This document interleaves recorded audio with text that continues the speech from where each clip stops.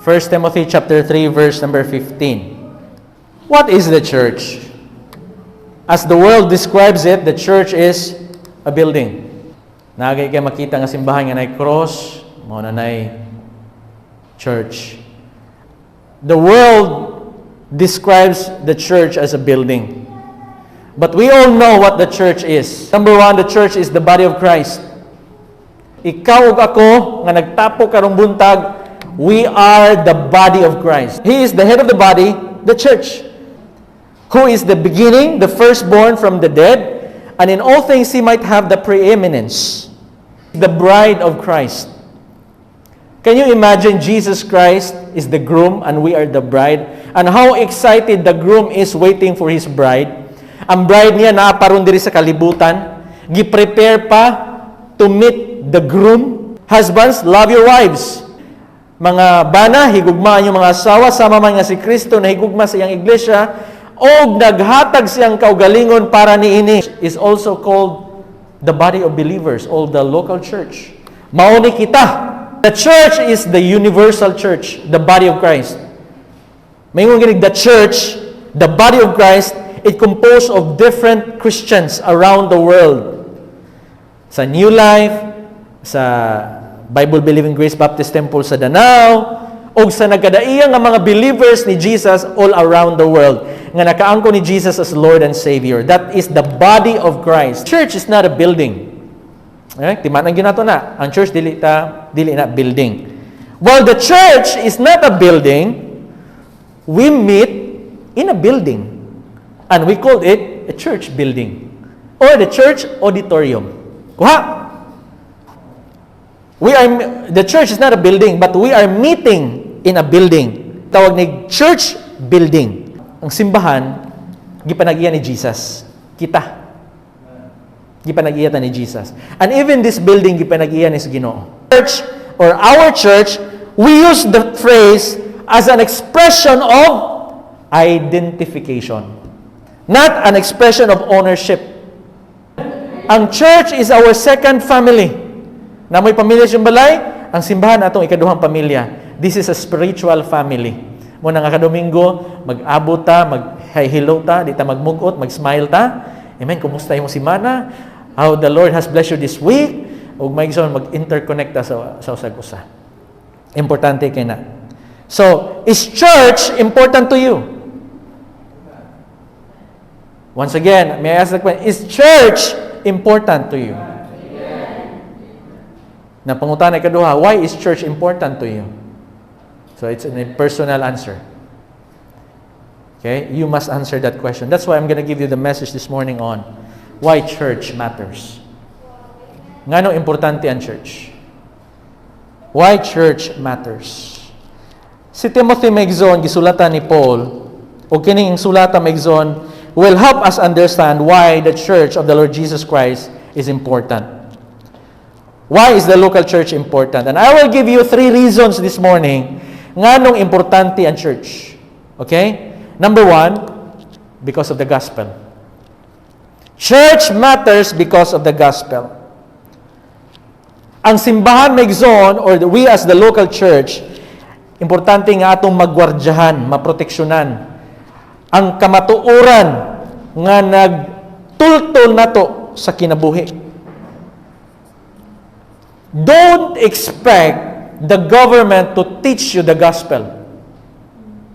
Don't expect your school to teach you the gospel. Do not expect the local government unit to teach you the Word of God. It's the church.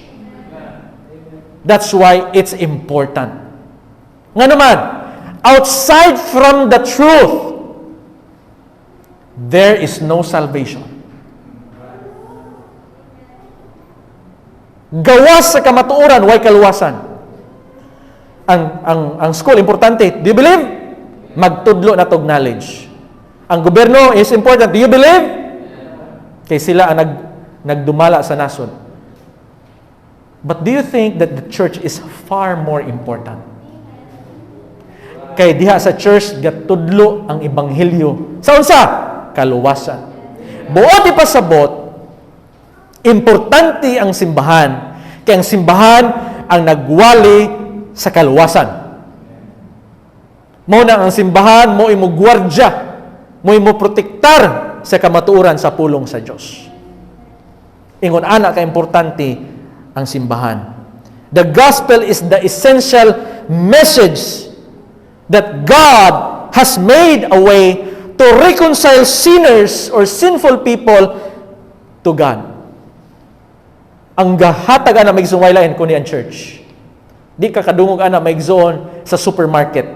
Dili ka kadungog ana sa Malacañang. Dili ka kadungog ana sa mga tulumpati sa mga politicians. They will not teach you how to have eternal life.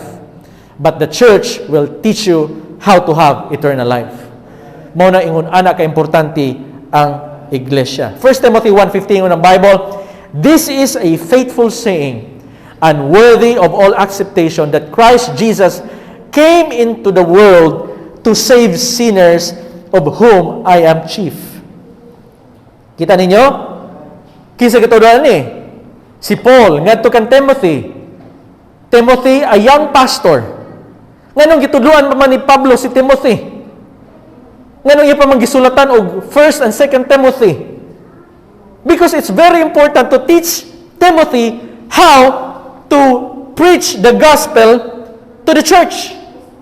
Because if Timothy failed to preach the gospel to the church, then what is the hope of the people? Unsa may paglaom sa lapu-lapu kung dili ang church magwali sa kamatuoran?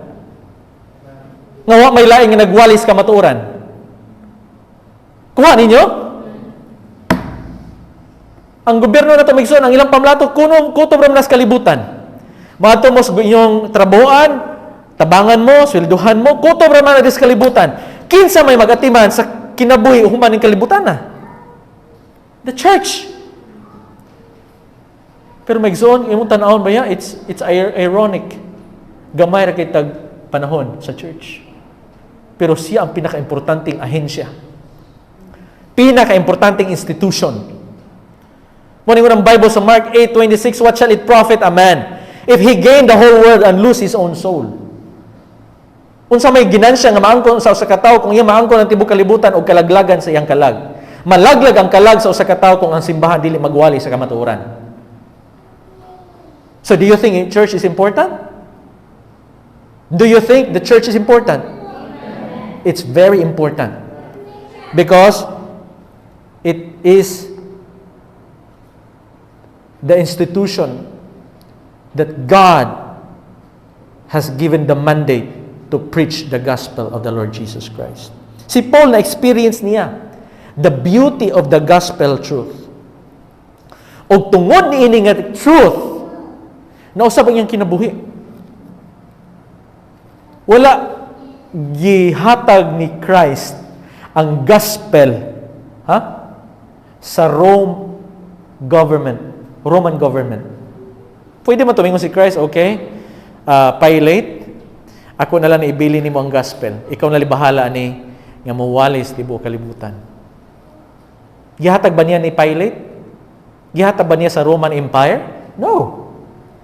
He gave it to the church.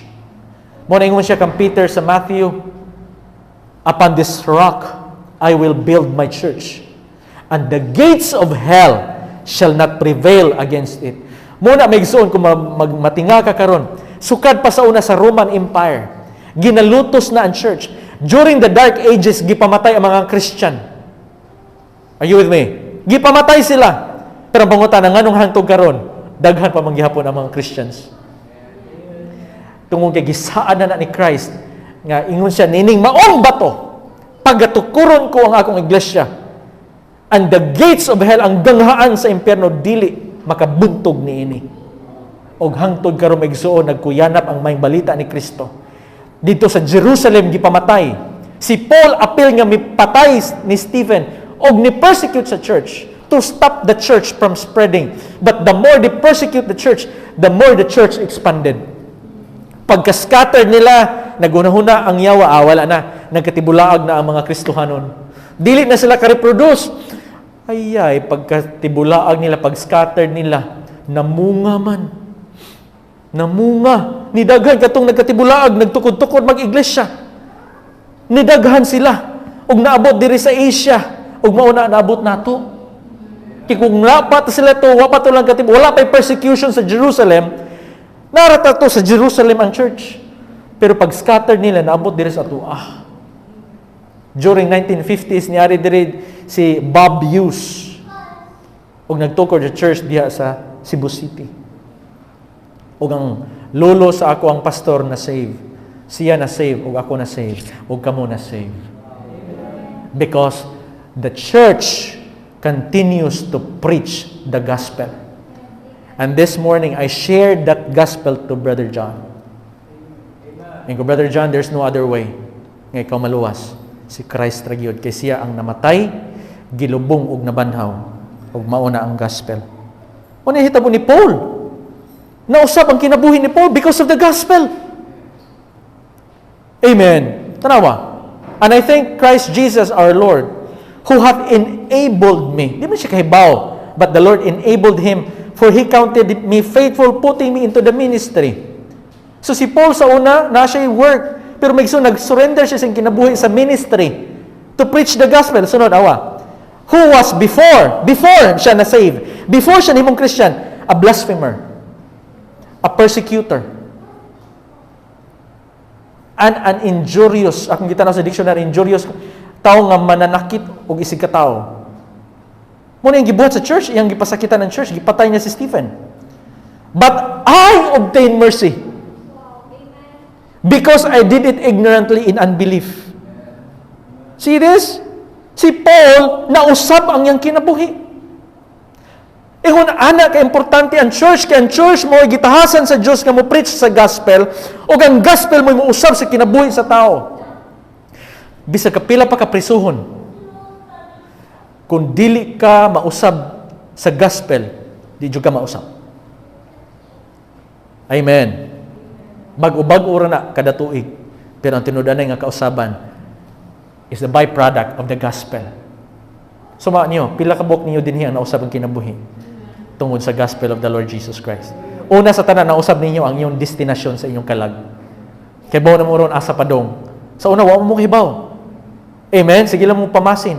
Basin pa uroy, malangit ko, magbinuutan ko. Pero karon maigsoon, nadawat nimo si Christ, kung pangutanong ka, asa ka pa dumaw nimo kamatayon. Sa Ginoo, mo nagluwas ka nako. So dako kay na nga kausaban. Amen? Si Paul, nadawat niya ang kaluoy sa Ginoo. So the truth that Jesus came into the world to save sinners is a truth that must be guarded. Not just because it is right, it must be guarded because it is the only path to life. Ang gospel atong proteksyonan, atong gwardyahan, dili tungod kay kanang maora ni siya ang dalan sa kinabuhi. Ato ni siya maigsoon because it is the only path to life. One ilain. Outside from the gospel of Jesus Christ, there is no other way for salvation. Way lain-lanan. May mga tao, kinay mga reliyon, pastor. Maora man itanan. Mura naglain-laing dalan ba usaray padulngan langit. Ayaw mugtuan na because that's not the truth. Wala ningon ang Bible nga daghan ang dalan. Amen. Usara ang dalan ingon ang John 14:6. Jesus said unto them, I am the way, the truth, and the life. No man comes to the Father but by me. So in other words, walay makaadto dito gawas kung pinaagi lamang kang Christ. So kung si Christ ra ang paagi ngadto sa langit sa kaluwasan, then ato ning pordyahan nga gospel. Ato ning iwaling nga gospel. Ayaw lang na ikip sa imong kaugalingon. Daghan ang ginahanglan ana. Hello. Pagka panahon sa COVID maigsoon, daghan kay nangita og ivermectin. Kay mao may burbarato. Ang uban mga igsoon nga tambal mabutag 70,000 to 100,000. I have a friend who was admitted in Mactan Doctors. Nag-take siya atong sa tingan nga medicine. Cost her $70,000. I mean, 70,000 pesos. Ya, kuha ka na, tigo ka. Are you with me? One of the cause of death sa tibuok kalibutan is cancer. Ug naay mga uban may isong hantod karon wag gihapoy tambal ang cancer. Pero what if adunay tambal ang cancer? Unya affordable. Di ba ang tanan mo kuha? True. I lost my closest friend and like a mother to me from bone cancer. Si Mami Delancey, Mami Marilyn Delancey. Muna hantog karon migson ang kaning ako ang laptop ang password ani siya. In memory of her. Every time I type that password, I remember her. Because she's so dear to me. But because niagi siya bone cancer, she passed away many I think 2017. And it breaks my heart how I wish there is a cure for cancer. Amen. If there is a cure of cancer, I will go anywhere in the world to get that medicine. Ako lang mahatag niya so that she could live. I'll do that whatever it takes by the grace of God. And I believe you will do the same sa inyong mga loved ones. What if I tell you that there is a cure for the sin cancer na ay tambal sa cancer sa sala? Ug ang iya libre pa. Pero mga tao dili ganahan. Kaya wala nila kita ang seriousness sa sala. More than cancer. Mao na si Jesus. Kita'y gitahasan si Ginoo na. Amen. Ato nang i-share. You invite people to church. You share the gospel to people. Nga brad, sis, friend, usa lang ang pagi nga makaadto ka, maluwas ka sa imong mga sala ug kita makikuban sa Dios ngadto sa langit. Usa lang, si Christ lang. Kay siya lang ang namatay, gilubong ug nabanhaw para sa itong mga sala. Amen? According to Spurgeon, the cross shows us the seriousness of our sin, but it also shows us the immeasurable love of God. Mao na ang gospel. Sa diyan si Kristo namatay, nakita nato ang pagkaseryoso sa sala. Pastor, how serious is sin? It is so serious that it moved God the Father to send His Son on the world, and die on the cross. Ingana ka seryoso ang sala. God has given the church the gospel that leads people to life. And it must be guarded, it must be protected, and it must be proclaimed. In the Bible, 1 Corinthians 15:1, moreover, brethren, I declare unto you what? The gospel. Yung si Paul, which I preached unto you, which also you receive. Giwali ni Paul ang gospel, gidawat sa mga taga-Corinth, and wherein you stand, diha kamo ni barog. O kita Christians diri sa New Life, mubarog ta para sa gospel. By which also ye are saved. Kamo naluwas tungod anang gospel. Wa mo ko nagtudlo ninyo mga igsoon pag binuotan mo, hinaot pa unta maluwas mo. Ang akong gitudlo diri dawatan niyo si Kristo, ang gospel nga siya namatay gulubog na banhaw aron kamo makaangkon sa kaluwasan. Amen. Dahil mga Kristohanon karon nga hantod karon wa kahibaw unsa ang gospel. Gusto mo kahibaw unsa ang gospel? Dira. If you keep in memory what I preach unto you unless you have believed in vain. The gospel is this. For I delivered unto you first of all that which I also received. How that Christ died for our sins. That's the gospel. How Christ died for your sin. Si Kristo namatay para sa imong masala. That's the gospel. According to the scriptures. Sunod, ikaduha. And that He was buried. Nga siya gilubong. Ang gospel nga siya namatay, o nga siya gilubong. And that He arose again on the third day. That's the gospel. The gospel is the death, the burial and the resurrection of Christ. Namatay si Kristo, gilubong si Kristo, ug nabanhaw si Kristo. Ang gospel dili makomplete kung si Kristo wala nabanhaw sa mga minatay. Salamat nga siya namatay para sa mga sala, gilubong siya maigsoon, pag ikatulo ka adlaw siya nabanhaw. And that's the message we preach to the whole world. Mayroon si Jesus Christ, go ye into all the world and preach the gospel. Nga nabot kong Sibris because of preaching the gospel. Nga si Paul nabot og prisuhan for preaching the gospel. Nga ang mga Christian during the dark ages na ngamatay for preaching the gospel. Ingon ana ka importante ang gospel. Galatians 1:8, but though we or an angel from heaven preach any other gospel unto you than that which we have preached unto you, let him be accursed. Kung adunay muduol ninyo o bisan anghel pa nga munaog gikan sa langit ug magwali og laing nga gospel, ingon siya, let him be accursed. Tunglo. Nagay muduol yung balay nga mingon mga igsoon, ang mensahe sa kaluwasan nga kamo magpamimbro sa mga simbahan. Ayaw niyo pasudla. Amen. Because nagtudlo sila laing nga gospel. Ingon si Paul, another gospel. Other gospel. Ingon si Christ, and he said unto them, go ye into all the world and preach the gospel. Akong pangandoy, one of these days as a church, as we are growing church, nga daghan manggikan diri sa aton church, nga moadtog laing dapit nga mag-start og church, local church. Amen? Ako pangandoy, one of these days, mga young people din tawgon sa Ginoo nga mag-start og mission work somewhere, maybe in Japan, outside Philippines. Mo na yung pangandoy may igsoon. Mo na anha nato dia makita ang mission nato diri as a church. Nga dili lang kikita-kita lang diri. Amen. Di mo malipay nga one of these days basic Brother Jerome tawgon sa Ginoo sa Papua New Guinea. Or si Brother Dandan tawgon sa Cambodia. Or si Brother Iman tawgon sa Vietnam kaya nga mata mura po Vietnamese. Amen. Mo ni kalipay na to, and then the church will be supporting them in prayer and in finances.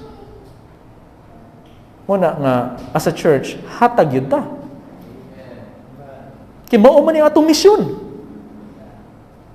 Biyaan na ito ni tanan na ito ni kalibutan na. Ang tanan itong gibuhat para ni Kristo, maura mo timong lahutay nga ito sa langit. Kaya kung ikaw di ka mo apil, luoy kay ka. Amen? Magpabisi-bisi ka dis kalibutan niya, di ka mo apil sa kausa sa bulhaton sa Ginoo na luoy kay gabut tubang sa Ginoo. Kikitang tanan gitagaan tag chance to be a part. By the way, church, ang atong simbahan nag-support og pila ka buok missionary, brother, sister. We are supporting 6 missionaries sa church. Muna nga sa ato ang offering diha nanay nakabutang tithes, offering din mission. If you want to be a part of the mission, ang pag-share sa gospel, then give for mission. Then hanggang suportaran mga igsoon. Og plano ko by next year mga igsoon during our anniversary, mag-take on ta og usa ka foreign missionary. Wa pa koy mao kinsa outside Philippines nga mag-support tag usa. Unya dako-dako na tog amount. Lain sa gayo. Atoy support 500 pesos ra. Unya pagpadala pa. Pagpadala 100, so 400 na lang maabot niya dito. So may palit niya ng 400. Palitan atong suportan to as Japan. Nga ilang rice dito nga usa ka bowl purti mang mahala. Pila ang rice dito sa bowl? I think almost 500 or I don't know. Usa ra ka bowl nga rice? So pagabuhi sa missionary na.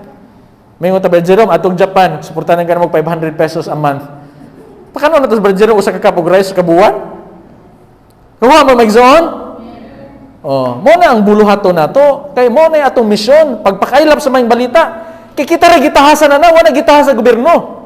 Wala gitahasa sa eskwelahan. Unya, ato ka gobyerno, gisulduhan na sila para matrabaho.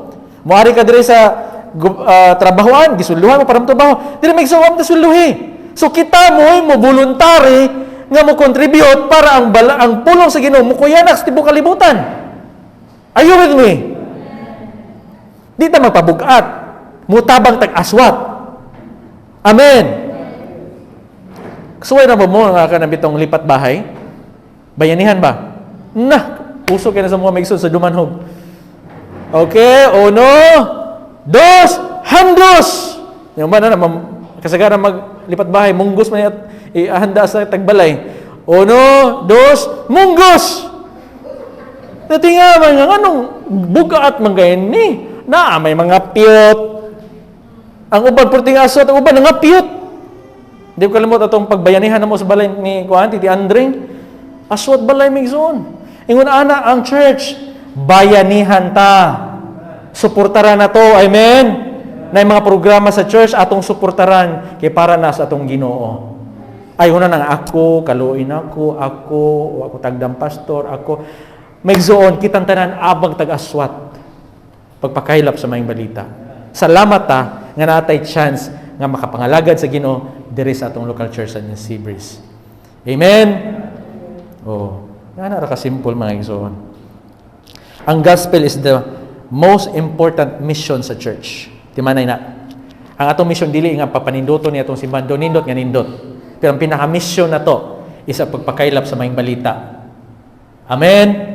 Muna ang atong pinaka-mission. Our mission is still the Great Commission. Ano yung mission na to? The Great Commission. Ikaduha, number 1 is gospel, number 2 is godliness. Why church matters? Why is church important? It's because of these 3 reasons. Number 1, because of the gospel. Number 2, because of godliness. 1 Timothy 6:3 ng Bible, if any man teach otherwise, and consent not to the wholesome words, even the words of our Lord Jesus Christ, and to the doctrine which is according to godliness. Verse 11, 6:11, but thou, O man of God, flee these things and follow after righteousness, godliness, faith, love, patience, and meekness. The gospel was meant to be radically transform our lives. And without the church, that simply will not happen. Ang gospel, gihatag nato aron kita mausab. Because the gospel will really transform us. The power of the gospel. Iwalay na to ang gospel as a church because the gospel itself will transform life and will produce godliness. Godliness, personal growth, or personal in holiness, growth in holiness, progressive sanctification, dili na mahitabo maigsoon nga kita mabuutan, matarong ta kung kita nag-inusara. Pastor, di lang ko musimba. Ari lang ko sa balay, musimba sa Ginoo. Okay man na. Pero maigsoon, maglisod ka na. Kay what nag-design sa church nga mag-inusara. Amen? Ang church is a group of believers together. Muna nga kung ikaw wala pa kay local church, be a part of our local church. Amen. A triune God has designed spiritual growth to be individually secured and to be corporately lived. A church or a Christian life is a community of believers. Di na ko kaya nga ako ra nanginahanglan ko mga kaigsuunan nga Kristohanon. Amen? Kinahanglan ko ninyo o nanginahanglan mo nako. Ang angos ang problema ko adto ko mga nagtambag sa dili Kristohanon. Adto lang ko magpatambag lang ko ni Papa Joe. Niya kay si Papa Joe. Amen? Ang tambag nato maigsoon dapat manggikan sa atong kauban nga Kristohanon. Dili lang Kristohanon po nga katong wala pa mo mature. Basig na patambag po kaso sa ka-Christian nga wala po nahigugma sa Ginoo, wala nag-involve sa church, adto ka mga tambag sa mga Kristohanon nga nag-involve sa church ni mature na diya sa Ginoo. Tagaan kag saktong tambag. Sis, inom lang na og RH. Kalain na tambag din ang Kristohanon. Amen? So, mauna siya ang godliness. One of the characteristics of a true church, other than preaching the gospel, one of the characteristics, Megzon, is gitawag na to og the practice of church discipline. Godliness or tawag na to church discipline. Kabantay mo sa ato mga mensahe diri nagtudlo ka nato unsaon nga kita magbaton og pagpailob, magbaton og pagpasaylo. Those are church discipline. Nganong gitudloan man tana? Kay mao ni trabaho sa church. Ang church ang mohatag og discipline sa mga katawhan sa Ginoo. Lain kayo, na nato ang Word of God, the pillar and ground of truth, kamatuoran ug ang kamatuoran mimusab sa atong kinabuhi. Unya adto ta mamina og tambag sa uban. Kinausap akong kinabuhi pastor tungod ato niya. Unya sa ato pa ang pulong sa Ginoo wala day pulos. Kagawa mo? Magwali si Pastor every Sunday, maminaw mo maigsoon on how to be a fruitful Christian, how to be more patient. Last Sunday, nag-preach taon sa ito message last Sunday. Ha? Kung saan nga makabaton kitag paglaom panahon sa desperation. Those are church discipline. Dili lang igo maigsoon nga magwali ta sa gospel, but also, we must practice church discipline. O gitudlo na diri sa atong church. And don't expect the government or the school to teach you that. Ang atong subject karon, ingon yung teacher ba sa module, hope in desperation. Si Christ ang atong hope. Gitudlo ba? Di ba wala? Pero nadungang na nimo diri sa unya kung wala kay church. Saan mo yung pagdungog ng paglaom sa panahon sa desperation? Amen. So ingon ana kay importante ang simbahan. Matagaan kag sakto nga disiplina. Because, why include church discipline as one of the reasons nga makaingon ta the church is important? It's because it is the recognition that if the gospel really works, it should work in the lives of the people who claim to believe it. Ang church discipline or godliness usa sa mga ebidensya nga ang gospel ni work. Nga ang gospel tinuod yun. Unsa mo pagkaingon sa ubang tao sa kalibutan nga tinud-anay ang gospel kung walay kausaban sa imong kinabuhi. Kung walay godliness sa imong kinabuhi. Personal godliness validates the gospel message. Tinuod ni? Ang kausaban sa imong kinabuhi mo'y makapamatuod nga ang gospel tinuod. Ug daghan mo na hibaw-an nga mga Kristohano maigsoon. Even Paul himself claimed to be the persecutor before. He was a persecutor. A blasphemer. But when he heard the gospel of Jesus, his life was changed. And that validates the gospel message. Ikaw, member ka sa New Life. Dapat adunay bunga nga gitawag og pagka-Diyos nun ang imong kinabuhi. Tungod sa gospel ni Jesus Christ. And then personal unrighteousness invalidates it or invalidates the gospel message. Mingon ka nga ikaw nadawat na nimo ang gospel ni Jesus Christ, nito ka sa gospel ni Jesus Christ, naangko na nimo ang kaluwasan, pero walay kausaban sa imong kinabuhi, that invalidates. Dili na kapamatuod, maglisod kag share sa gospel ana. Maglisod kag share sa masilingan, brad, sis, dawatan ninyo si Kristo sa imong kinabuhi kay makabaton mo kausaban. Hilom di ay, huwag ka na usab. So, unsay pahimtabo? Mahimong hindrance. Kuha? Mo importante ang godliness or church discipline. Gani importante kini migzon kay si Timothy, si Paul ihadjong giingnan si Timothy. Nga magbantay sa iyang kaugalingon kay daghan ang nagtan-aw kaniya. Look at this. Take heed unto thyself. Mo na yung ni Paul ni Timothy. Take heed unto thyself pagbantay and unto the doctrine, meaning sa imong mga gitudlo. Continue in them, padayon. For in doing this, thou shalt both save thyself and them that hear thee. Sa pagbantay, kay ang imo ra bang kinabuhi mo'y tan-awon sa uban. So sila, ang ilang kaluwasan, ang ilang kinabuhi, nakadepende kung giunsa mo pagpakita si Kristo ngadto kanila. May sundaghan ta mga mahal sa kinabuhi nga dili ganahan mo dol na sa Ginoo tungod ra pod sa atong kinabuhi. Pero kung makita nila si Kristo, sila na mangita. Amen. Hala, dako na magkausaban ni siya. Unsa di imong nakaon, maingon pa ka. So may nakaon nimo. Patong usa ka Kristohano nga kanadunggan, nagampo siya. Gipampo siya sa pastor. Sa Ginoo, salamat kay sa kausaban sa akong kinabuhi. Kaniadto, gampo siya. Kaniadto, mingon ako mga silingan niya. Hoy Bill. Gampo siya. Bill. Nausab naman ka. Kaniadto nga manok may mong gisip-sipitan. Karon Biblia naman. Ginoo salamat sa kausaban sa akong kinabuhi. Bago pa tong Kristohanon. Pero gampo may isang kinasing-kasing. Nagistorya siya. Nag-testimony sa iyang prayer. Pero adun ay kausaban. Sa una ko manok ang iyang gisipit-sipitan. Karon Bible na. Mao ni mga kausaban may igsoon. Nya uban nato mauwaw ta mo dag Bible. Na uban church, ano man ni mga Bible dinhi gabilin man. Ako lang ibilin pastor para dili ko maglisod sunod Domingo banara diha. Unsay malimtan maguna ko. Sa ato from Monday to Saturday wa na kay basag-basag Bible. Dadaan na yung Bible. Ika-Domingo inyo ng papaan. Abog na da. Ako lang impihan kay masimba ra ba ugma. Puti pasabot wala na ninyo basaha. Yung usang paglimpyo sa tong kinabuhi kung dito mo basa sa pulong sa Ginoo. Ang pulong sa Ginoo tubig man na. Unya kung maligo mo way tubig ganahan mo. Magbagulbol mo wala na tubig sa MC. So the gospel mga igsoon produce godliness. Ang gospel magtultol ka nato sa saktong pagkinabuhi. Ug dili nato na kayang buhaton kita ra without being a part of the church. Lisod kamo ko ni panilhig usa ka tukog. Dugay kay mo human pero daghan gani tukog dali kay mo human. Mo na migsoon kung Kristohanon ka, ang imong kinabuhi masayon kung daghan mo.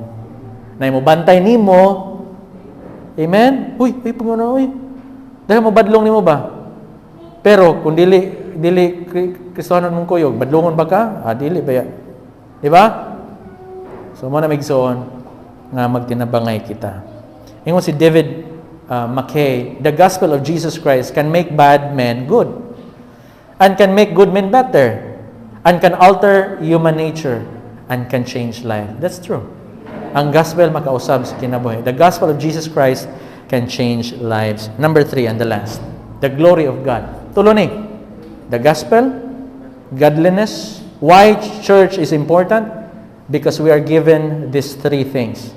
The gospel, godliness or change lives or church discipline. And number 3, the glory of God. The final reason as to why church matters or why church is important, it's because of its ultimate goal. And that goal is the glory of God. Ang himaya sa Diyos.